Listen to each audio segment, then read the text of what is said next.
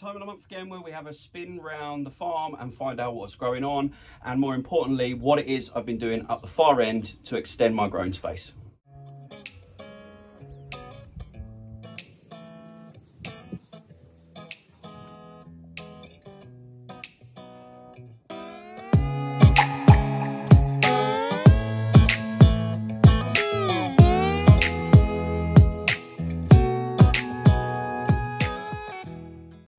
Welcome back to the Essex Allotment Farm. If you are new to my channel, my name is Alex and I am a organic vegetable grower here in the UK. I provide vegetables through farmers markets and a CSA veg box service, and in this video I'm going to give you a quick whip round my new site. We'll have a look at how I'm extending it and what's growing on and what I've got in the ground for the start of this season. So let's jump straight to it.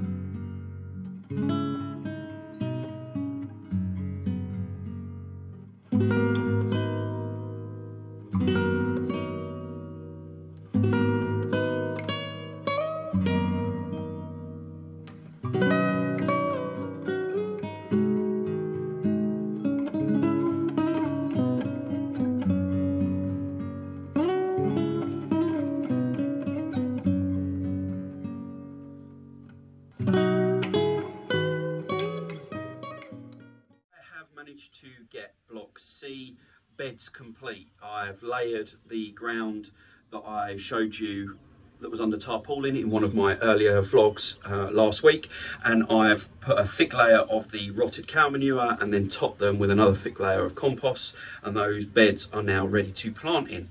I've obviously got to wood chip the paths and fence around it to keep the rabbits out, but it's probably 6 to 7 cubic yards or cubic meters of manure and compost off of those two piles, which, if you remember, were quite huge, and now they are, well, the manure's all gone and the compost is nearly all gone, and they are now in block C. But it's a great weight off my mind. The beds, for anyone that's new to my channel, are 75 centimeters wide, 15 meters long, which is like a standard market garden size bed. The paths, once wood chip, will be 40 centimeters wide. Which gives me loads more growing space. The plan now is to go on and do block D and block E, so that by the time we start planting out in bulk in the field, as the weather warms up properly and spring arrives properly, I'll have the growing space I require to do the CSA veg box service and the market gardens that I've got planned in this season. But it's good news that the field is now dry enough to get the manure and compost moved about.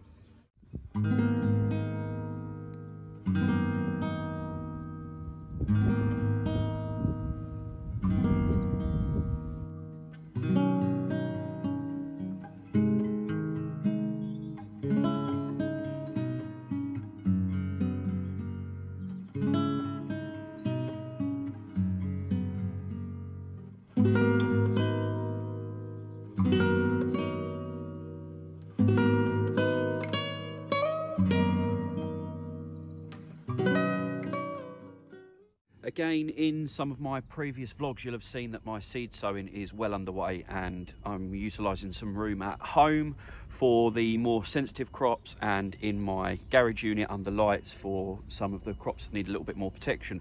But I am starting to bring some of the hardier crops like my salad onions, spring onions and peas up to the farm. And you'll have seen with the peas, depending on what variety it is, Oregon are doing the rest, that they're ready to go out. So this week in block A, I put up the pea structure that I'll be using in one of my beds this year. I will need 2 beds for peas, and that's in the plan. Just really simple pea netting held up by these big thick stakes, stringed across the top to keep it nice and high. It's just over 1 metre tall or 1 metre high.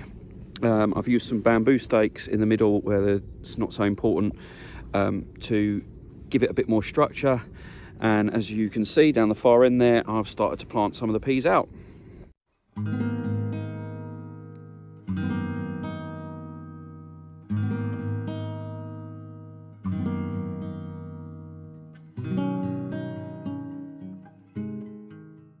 So they have been out for 3 nights now, including a night that went down to -1, and there's no damage on them whatsoever.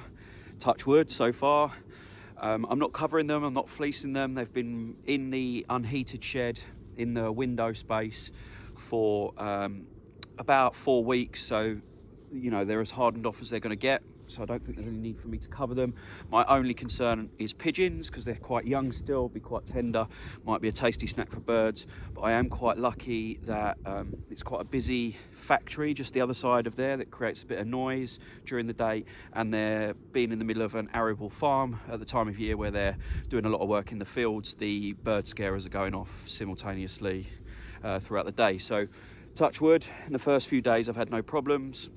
If it does get any colder overnight, or I do see a problem, I will fleece them or net them, or put some scarers on the top here to keep the birds away. But touch wood, like I said, all good so far. In this, well, what's that, 1/4 of the first bed, I've got 80 plants, pea plants in here, in about a 5-metre space.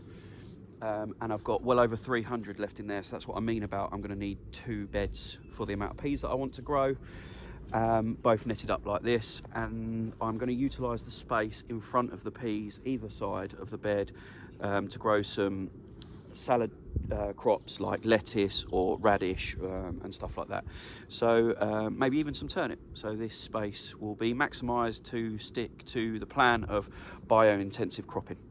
Also be great is on the north side of the peas, so south being over there, the north side, obviously when they're nice and bushed up and halfway up that net or netting, they'll cast some shade at certain points of the day over the backside of this bed. So when the hot weather comes and you know the weather turns and we have those roasting hot days, I can plant and try some shade loving crops like lettuce and spinach and stuff like that on the north side of those peas, and it will help just give that little mini microclimate in that side of the bed. Up here in between block A and block B, I'll just give you a quick update on the 4 beds of garlic, 3 behind me and 1 in front of you. They're all doing great. They've bounced back really well from the snow, the ridiculous amount of rain we had through autumn and winter. I've only got slight yellowing of the leaves, which is normal for this time of year, but that lovely fresh green growth is coming through the centre. The stems are fattening up nicely. And I don't seem to have lost too many. So yeah, the garlic is doing really well, and like I say, I was a little bit worried about it a couple of weeks ago, but it seems to have bounced back fairly well. It's exactly the same story with the bed of broad beans that I've got in here. I'll show you some clips, but you'll be able to see that some of the leaves have been burnt off by that heavy snow and heavy frost where I've overwintered them. But again, the growth in the middle is nice and green, it's new, they've bounced back, they've lifted back up off the floor, they're now stretching out to the sun. And just like the garlic, they've probably doubled in size over the last 2 weeks, where we've had that just slight increase in temperature and that sunshine and the extended daylight days. So again, I'll expect those to carry on growing now as the weather improves, double in size, triple in size, and then eventually start flowering for a nice early crop of broad beans. Edge of block A, so it's A1 and A2, is the beds that I had onions in. Now this is an area that hasn't gone so well. It was ridiculously wet. It seems to be where the water drains off, so I've had some real problems with patchy germination and rotting onion sets. So I've made the decision to re-sow enough onions to put in a different bed back at home, and they're germinating and growing on under lights now, and take out all of the patchy areas of onions. I just harvested them as spring onions really, and used them at home myself. And the only patch that I've kept of the brown onions up this top end here, probably about 1/3 of a bed. And I'll use these beds now for stuff that I know likes a bit more water, can cope with a bit more soggy soil. And yeah, this was probably my first major learning on the farm to do with the layout. I rushed in, put loads of onion sets in here because they were the beds that were available, but they're the wettest beds, and you know, it just wasn't great. So I've made the decision, I can't afford to have beds that have got patchy germination unless bio-intensive spacing and cropping. So I've taken them out, left in the ones that did germinate well and seem to be growing on quite well, and I will replant it with something else. You may have noticed as I've been walking around and showing you that block A and block B's had to freshen up, a bit of a weed. I've taken out some of those trial crops. The kale is obviously where the peas are now, is where I had that trial red Russian kale.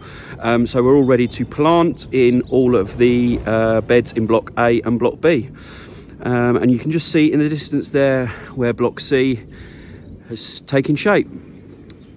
So yeah, that's pretty much it for the update this month. I imagine this time next month there'll be a hell of a lot more in the ground, a little bit more going on, but I'm happy with the progress so far. By the time I do one of these tours again, hopefully there'll be 2 more blocks, which would be block D and block E, up past where I've just built block C. But we shall have to wait and see and find out if I get that done. That is it for today's vlog. Just a quick spin round. Obviously these tours, when there's more in the ground, will become a little bit longer and a little bit more in depth, but whilst I'm vlogging quite regularly, I just thought I'd give you a quick update and a quick spin round what is in the ground. So thank you so much for watching. I hope you enjoyed it. If you did, hit the thumbs up, and I will see you again on the next one. Bye bye.